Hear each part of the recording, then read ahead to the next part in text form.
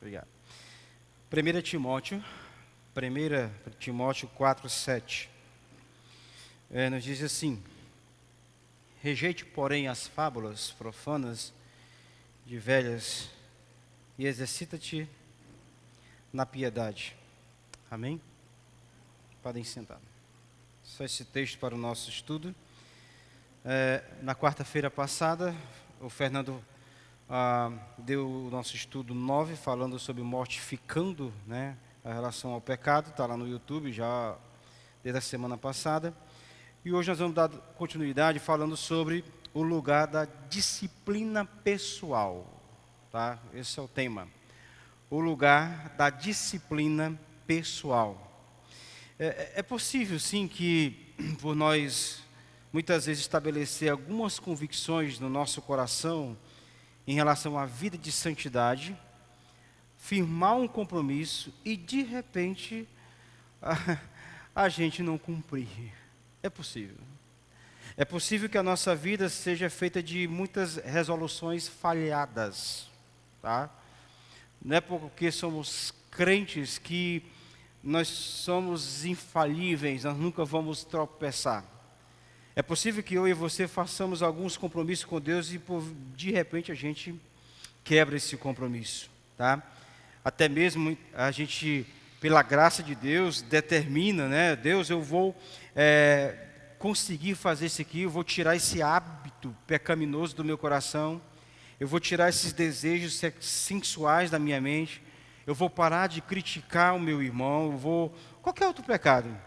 E quando a gente verifica com cuidado o nosso coração, a gente percebe que, com frequência, deixamos de cumprir aquilo que a gente tanto falou para o Senhor. Lembra do nosso batismo nas águas?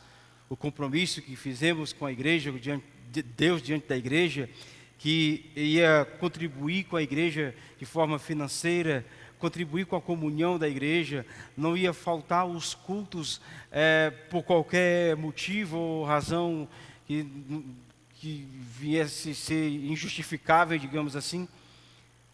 Olha só como a gente quebra, tá?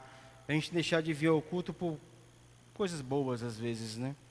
Jay Adams, ele diz o seguinte, ele põe o dedo bem em cima do nosso problema, ele diz, olha, abre aspas, você pode ter procurado e tentado obter santidade instantânea. Aí ele diz, não existe tal coisa. Queremos que alguém nos dê 3 passos fáceis para a santidade e nós iremos consegui-lo na próxima sexta-feira e seremos piedosos. O problema é que a santidade de Jay Adams, ela não se adquire dessa maneira. 3 passos para a santidade, 3 passos para você conseguir isso. Não é assim que funciona.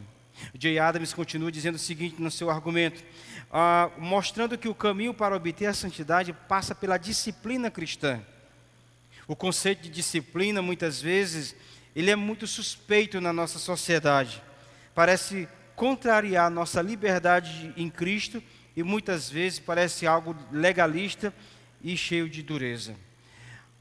O que eu quero que você entenda hoje nesse estudo sobre disciplina é que esse texto que Paulo fala aí para Timóteo, em 1 Timóteo 4:7, né, ele diz exercita-te ou exercita-se.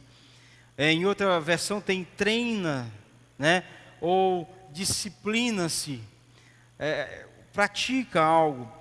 Aqui é uma figura de linguagem que Paulo usa, que era usado na época para a preparação de atletas gregos. Tá? O exercício físico, eles se preparavam, tinha uma série de exercícios para que eles pudessem participar de maratonas, de competições lá no mundo da época, no mundo grego. Hoje também muitos atletas se preparam para Olimpíadas, para corridas e por aí vai. Paulo vai dizer, por exemplo, se você quiser anotar, lá em 1 Coríntios 9:25, Paulo diz assim, todos os que competem nos jogos se submetem a um treinamento rigoroso para obter uma coroa que logo perece. Mas nós o fazemos para ganhar uma coroa que dura para sempre. O que é que Paulo está dizendo? Paulo está afirmando aqui que a nossa vida, ela devia ser da forma como é os atletas. Nós devíamos fazer exercícios. Irmãos, exercício físico não é pecado, pelo contrário, é bom para nós. Paulo vai dizer isso em Timóteo. É bom o exercício físico, não somente para baixar nossas barrigas, né? mas para a saúde também, para a sua saúde, isso é importante. Mas Paulo está dizendo, olha, esse exercício físico, a forma como os atletas se empenham, nós devíamos ter a mesma disposição em relação à vida de santidade, a vida de piedade, a vida de oração, a vida de leitura bíblica, a vida de comunhão com a igreja. Em outras palavras, Paulo está dizendo, se um atleta se disciplina tanto para obter um prêmio que vai acabar, todo mundo está brigando aí pela a Copa do Mundo, né? Houve um maior escândalo agora, o espanto por Messi ter ganho a bola de ouro, aquela briga foi injusta, não foi injusta, etc, etc. Enfim, mas Paulo está dizendo que essa nossa luta, essa disciplina que nós temos que fazer, nós vamos ter um prêmio que não vai acabar, tá? É uma coroa incorruptível. E esses textos indicam aqui que a disciplina, ele é um treinamento estruturado. O que seria o conceito de disciplina em si, no contexto aqui de santidade que nós vamos estudar? Tem um dicionário em inglês, o novo dicionário de Webster, ele diz o seguinte: disciplina significa treinamento que corrige, molda ou aperfeiçoa as faculdades mentais ou o caráter moral. Ou seja, na busca de santidade envolve tudo isso: corrigir, moldar e treinar. A busca de santidade é isso, é você corrigir, moldar e treinar. E como é que a gente faz isso em termos práticos? O nosso estudo hoje eu quero ser bem prático. Como fazer? Essa é a ideia. Claro que não é a receita de caixinhas de promessa, como as pessoas compram aquelas caixinhas de promessa e tiram qual a mensagem que Deus tem para mim, né? Não é isso, longe disso, tá? Mas a disciplina, em primeiro lugar, em relação à santidade, começa com a palavra de Deus. Ou seja, como é que eu quero tratar isso aqui agora? No sentido de planejamento. Não no sentido apenas da sua leitura anual que você faz seguindo lá na capa da sua Bíblia.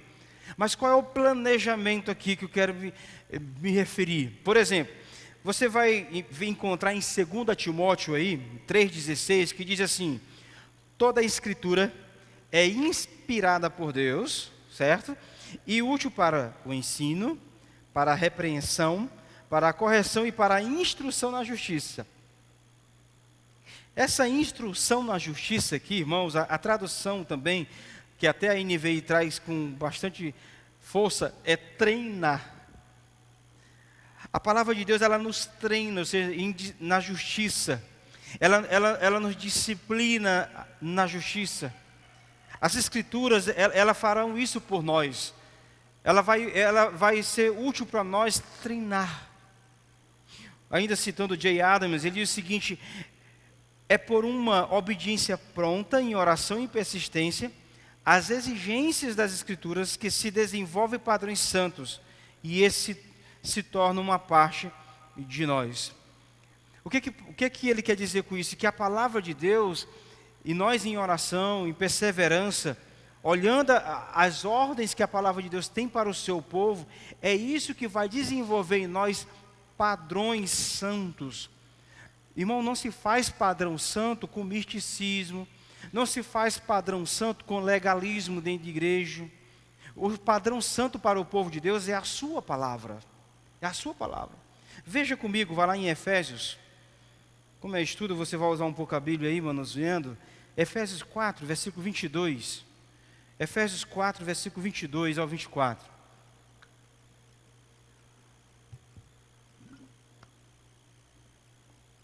Efésios 4, 22 ao 24. A minha versão diz assim, ó: quanto à antiga maneira de viver, vocês foram ensinados a despir-se do velho homem, que se corrompe por desejos enganosos, a serem renovados no novo modo de pensar, e a revestivos do novo homem, criado para a semelhança a Deus em justiça e em santidade provenientes da verdade. Ou seja, despir-se do velho homem, se renovar do novo homem, sair das coisas antigas. Todas essas coisas, irmãos, são ensinadas aonde? Como é que a gente aprende isso? Onde é que a gente entende como povo de Deus, que está dentro desse próprio contexto de Efésios, quando ele diz assim, aquele que roubava não rouba mais, quem mentia não minta mais, e por aí vai. Onde é que a gente aprende essas coisas? Onde é que a gente aprende como ter uma nova vida? Como é que a gente vai aprender a ser, a expressão de Paulo lá em Coríntios, a ser na prática, um embaixador de Cristo?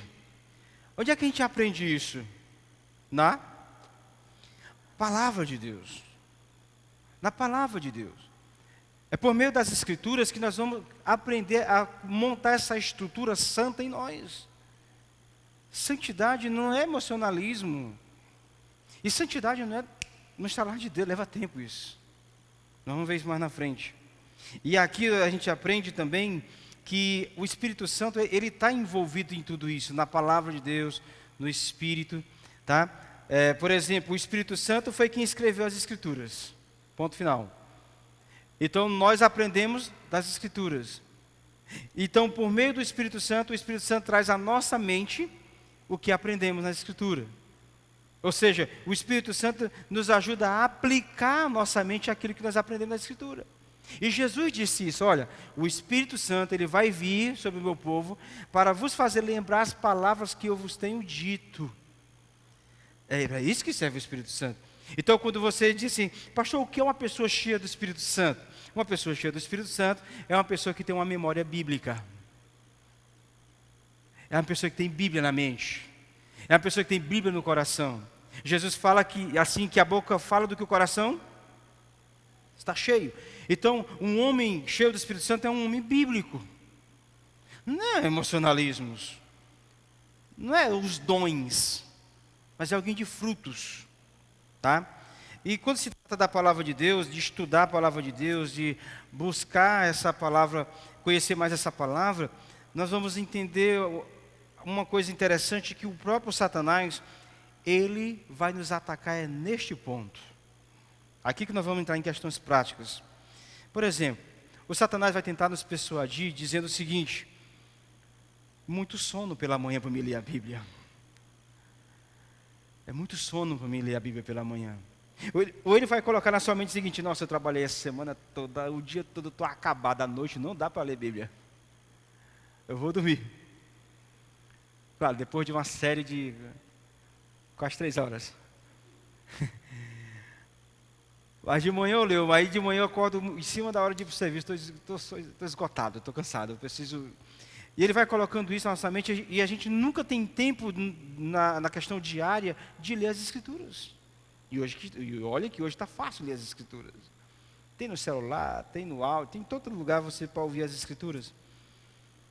O que eu quero dizer aqui nesse momento é que a questão da disciplina, mesmo nós tendo a ajuda do Espírito Santo, a questão da disciplina depende de nós também, de arranjar um horário dentro do nosso contexto para ler as Escrituras. Quando eu falo de leitura, não é uma leitura ocasional, não, é uma leitura centrada, é você sentar e estudar a Escritura, ver o que ela tem para você, assimilar isso.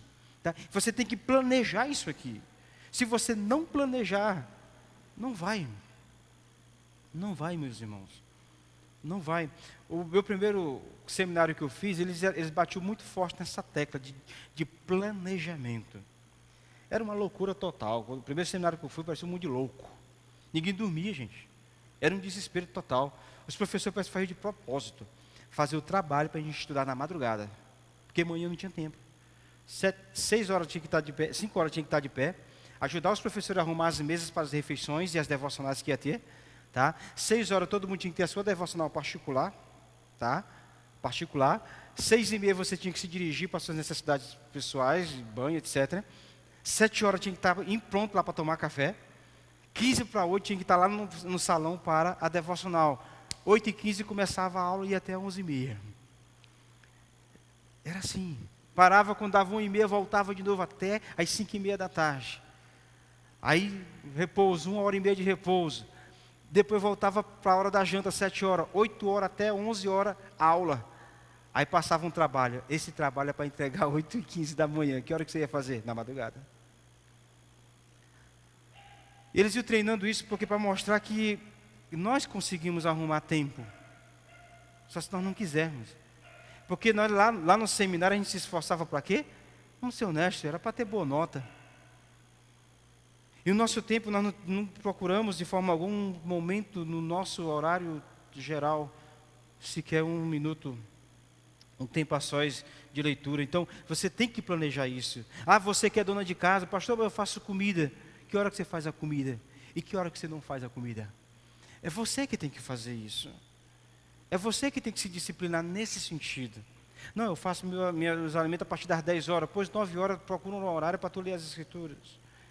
É você que tem que fazer isso. Ah, eu prefiro 6 horas da manhã que eu acordo cedo, 5 horas, você faça. É você que tem que fazer isso.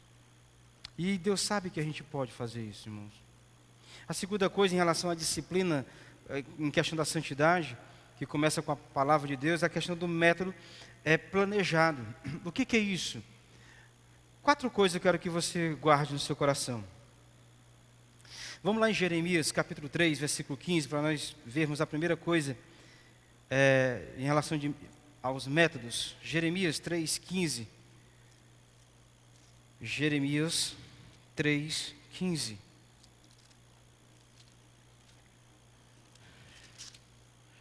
Jeremias 3,15, eu estou na minha Bíblia em mãos aqui, eu estou usando a nova versão atualizada. Uma Bíblia que eu ganhei agora de um pastor, que eu ganhei de presente. Jeremias 3,15. Nós vamos destacar aqui 4 características desse método planejado de estudar a palavra. O primeiro método, por assim dizer, ou a primeira categoria, seria ouvir a palavra de Deus ensinada por pastores e professores. Olha o que diz Jeremias 3,15. Darei a vocês pastores segundo o meu, os que apacentam com conhecimento e com inteligência. Olha, não faz sentido alguém que... Se você perguntar, pastor, como é que eu posso identificar alguém que quer ser pastor? Primeiro ele tem que desejar ser pastor. Tem que desejar. Mas tem uma coisa que tem que andar junto com o pastor. Conhecimento. Inteligência. Isso quem dá é Deus. Mas ele também tem que buscar. Ah, eu tenho uma sabedoria de Deus, não vou estudar. Ele tem que estudar. Ele tem que dar conta. Ele tem que dar conta. Ele tem que expor a palavra. E Deus está falando aqui que vai dar para o povo dele pastores. Segundo o coração dele, ele não está dizendo que vai dar pastores perfeitos. Não é isso. Pastores que sejam hábeis para ensinar. A pregação da palavra de Deus, ela tem em si um papel importante para nos salvar, para nos trazer perseverança, renovar nossa mente em Cristo. O papel do pastor é pregar a mensagem para que ela chegue até Cristo, para que a gente possa conhecer mais Cristo. Hoje pela manhã, eu fui alimentado do meu coração com uma excelente pregação do professor que eu tive agora de grego, pastor Guilherme, quando ele prega em Tiago, capítulo 3. Eu até postei em alguns grupos da minha família. Que pregação, falando sobre a sabedoria na hora das provas. E como ele conclui para Cristo. São pastores sábios, então nós precisamos a igreja tem que valorizar os pastores, os professores de EBD que se esforçam para dar sua aula. A palavra de Deus, ela serve de instrumento para curar a nossa alma, para limpar a nossa mente. Nas palavras de João Calvino, por exemplo, ele diz assim: o espírito ou o ministro interior desenvolve a piedade usando o ministro exterior na pregação da palavra. Fantástico isso. O ministro interior, ele está falando do Espírito Santo na vida do pastor, mas Deus usa esse homem exterior, por meio da pregação da palavra, para edificar a sua vida, para edificar a minha vida. Então, como é que a gente consegue essa disciplina em métodos planejados? Irmãos, ouça a pregação. Atente-se para as pregações bíblicas. Chegue na igreja no domingo, dia do Senhor, que é a comunhão de toda a igreja, já com seu coração ardendo para ouvir o que é que Deus tem para falar para você por meio de Marcos. Estude Marcos. Veja a beleza de Cristo em Marcos.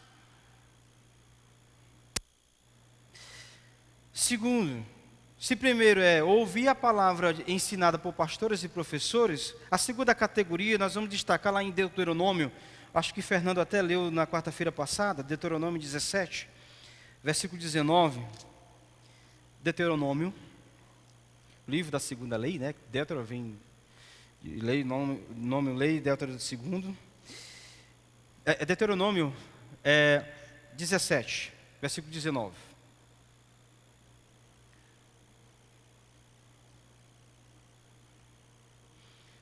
O rei terá esse livro consigo e nele lerá todos os dias da sua vida, para que aprenda a temer o Senhor seu Deus, a fim de guardar todas as palavras desta lei e estes estatutos para cumprir. A segunda categoria, a primeira é ouvir a palavra ensinada por pastores e professores. Segundo, ler a Bíblia para nós próprios.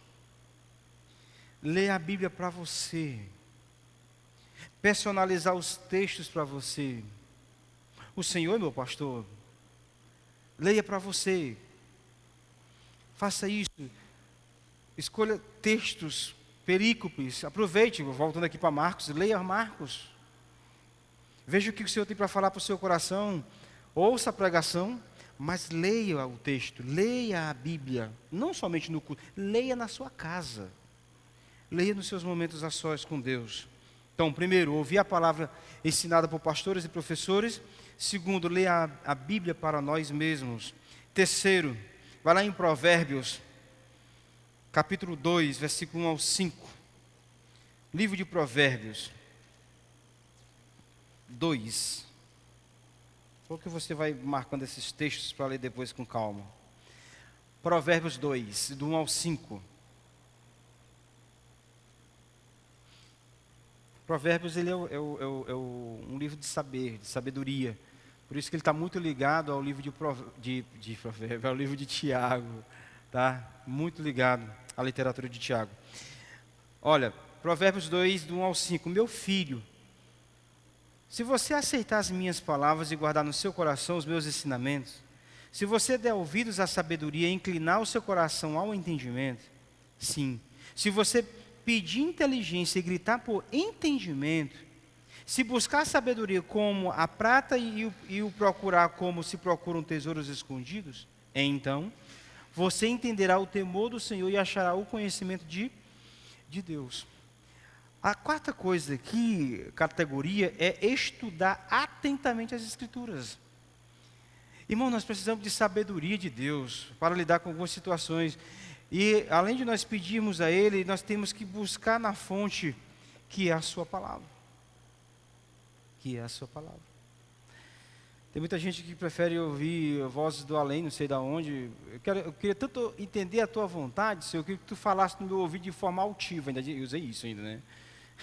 Quebrando o terceiro mandamento, né? Que é usar o nome do Senhor em vão. Mas a voz de Deus está aqui. Ele está dizendo, meu filho, se você me buscar minhas palavras, buscar conhecer atentamente, se debruçar sobre, estudar atentamente as Escrituras, irmãos, estudar as Escrituras. Você não precisa ser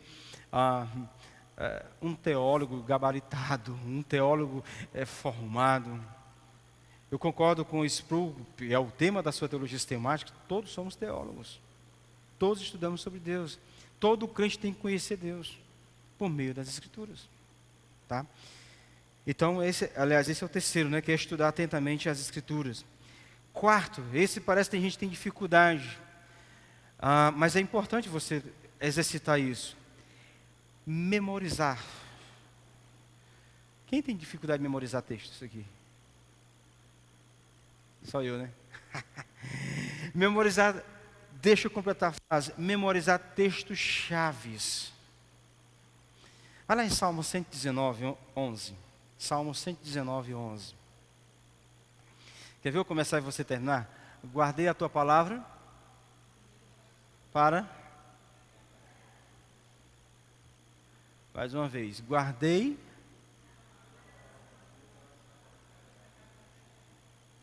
Memorizou? Guardei a tua palavra no meu coração para não... Memorizou ou não? Quem memorizou, levanta a mão. Quem memorizou agora? Não esquece não, é quarta-feira que vem eu vou perguntar. Quarta-feira que vem eu vou perguntar o texto de novo. Fico falando a semana toda. Então esse é o quarto importante para nós, é memorizar passagens chaves. Todos esses métodos ou, digamos, categorias são necessários para quê? Para que possamos receber de forma balanceada a palavra de Deus. Por exemplo, pastores são dotados por Deus, sim. Preparados para ensinar todo o conselho de Deus, sim. A escritura, a leitura da palavra de Deus, uma leitura cuidadosa, ela vai nos ajudar a ter uma perspectiva geral do que é a vida com Deus. Tá? Nós precisamos ler as escrituras, ler as escrituras. Ela não está na nossa mão só para servir de enfeite. Nós temos que ler as escrituras, ser apaixonado por isso. Tá? A memorização vai nos ajudar a reter verdades importantes na nossa vida, de modo que nós vamos aplicar isso no dia a dia, ou tentar fazer isso, né, que é um processo. Também nós precisamos, irmãos, meditar nas Escrituras. Quando eu falo aqui em meditar, eu estou me referindo a você e eu colocar os padrões bíblicos na nossa vida como prática. Quer ver um exemplo? Josué 1:8. Vai lá no livro de Josué, capítulo 1, versículo 8. Tem gente que usa isso aqui até para campanha política. É incrível como usa a Bíblia de forma errada, gente. Primeiro, Josué capítulo 1, versículo 8. Josué capítulo 1, versículo 8. Todos encontraram? Olha o que diz aí, ó. Não cesse de falar deste livro da lei. Pelo contrário, medite nele de dia e para que você tenha o cuidado de fazer segundo o que nele está escrito, então você prosperará e será bem sucedido. Tá? É incrível isso. Nós temos que entender que como pecadores, por natureza, eu e você nós vamos desenvolver padrões pecaminosos, hábitos pecaminosos, que não serão fáceis de ser tirados. Aí por isso que Deus fala para Josué, procura aplicar a leitura dia e noite, medita nisso. Nós temos que meditar nas escrituras dia e noite. Disciplina, irmãos, não significa ranger os dentes e dizer assim, nunca mais volta a fazer, porque você acaba fazendo. Nosso coração é doido por coisas erradas. Mas aqui entra a importância da perseverança. Uma das coisas que Satanás tem tentado colocar na nossa mente é assim, eu nunca mais vou voltar a fazer, palavra nossa. Aí de repente você faz. Aí o diabo coloca na tua mente, eu vou parar aqui, acabar com isso aqui, não faz mais sentido, eu não consigo vencer mesmo, eu não vou ser mais crente, eu não vou mais para a igreja, eu não vou mais lutar pela vida de santidade. Aí que entra, irmãos, a perseverança. Santidade não é uma mudança de um dia para o outro, leva tempo. E aplicar a palavra, meditar nas escrituras, você precisa absorver isso com temor e tremor e com lágrimas. Tem dia que você vai estar em lágrimas. Enquanto você estuda a palavra de Deus, faça pelo menos 3 perguntas. Primeiro, o que o texto ensina com respeito à vontade de Deus em relação à santidade? O que esse texto tem a ver com a minha vida? Porque às vezes a gente pega o texto e só lembra dos outros, né? A gente nunca lembra da gente, né? Segundo, como é que a minha vida corresponde a esse texto das Escrituras? Seja específico. Seja específico. Você lê um texto, por exemplo, com tema sabedoria. Eu não tenho sabedoria nisso aqui. Eu não tenho sabedoria quando estou em conflitos. Especifica para Deus. Para Deus, seja claro, não generalize as coisas. Não, eu não consigo controlar, eu sou glutão. Seja específico para Deus. Terceiro, que passos definidos, ou seja, qual é a ação da minha vida, da minha parte que eu tenho que fazer, que eu tenho que obedecer, quais são as ordens no texto. Observe, irmãos, que esse processo de estudo das Escrituras e aplicá-la no nosso coração leva tempo. É para o resto da nossa vida. Por isso é indispensável a palavrinha perseverança. Pequei, vou desistir? Não, não desiste. Clame pela graça de Deus. Vamos lá em Provérbios, mais uma vez. Vamos concluindo. 24:16, Provérbios 24:16. Ainda sobre esse assunto de você e eu perseverarmos. Provérbios 24, versículo 16.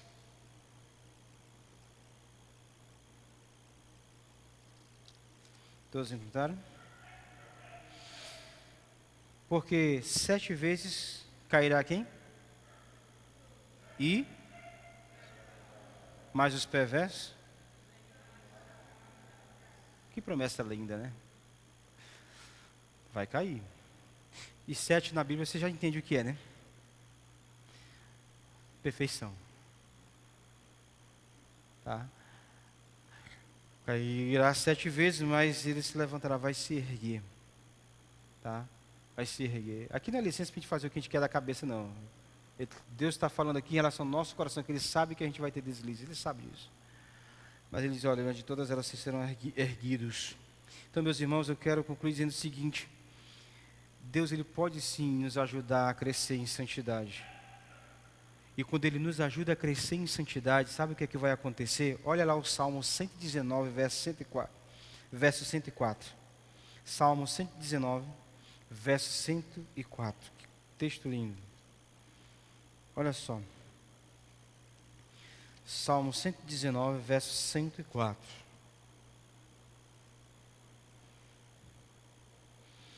Toda vez que você lê o Salmo 119, entenda, o tema central desse salmo é a palavra de Deus. Salmo 119, verso 104. Salmo 119, verso 104. Todo esse salmo é a exaltação à palavra de Deus. Olha o que diz, por meio dos teus preceitos. Preceitos aqui é lei, tá? Por meio dos teus preceitos, consigo o quê? Entende bem? Para mim. Ou seja, ele está dizendo, olha, por meio da leitura apurada das Escrituras, por meio de eu me procurar conhecer e ler a palavra de Deus, colocar aqui, meditar nela, eu vou adquirir um conhecimento, um entendimento, tá? Aí ele diz o seguinte: por causa disso, eu vou começar a detestar o quê?